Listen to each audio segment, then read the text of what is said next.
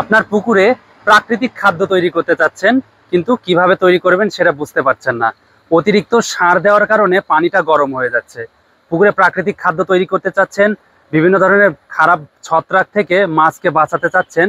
অতিরিক্ত খরার তাপে বা অতিরিক্ত গরমে পানিটা যে গরম হয়ে যাচ্ছে, এতে কিন্তু মাছের সাফোকেশন বেড়ে যায়।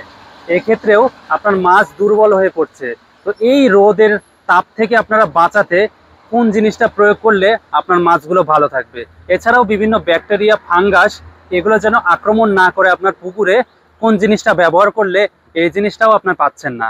তো আজকে চলে আসছি আমরা একটি পুকুরে এই বিষয়গুলোই সমাধান করার জন্য। আমরা নিয়ে চলে এসেছি ইকোপ্লাঙ্কটন এল। এই ইকোপ্লাঙ্কটন এল আপনার পুকুরে যদি প্রয়োগ করেন, এটি প্রাকৃতিক খাদ্য অর্থাৎ ফাইটোপ্লাঙ্কটন এবং জুপ্লাঙ্কটন তৈরিতে সাহায্য করবে।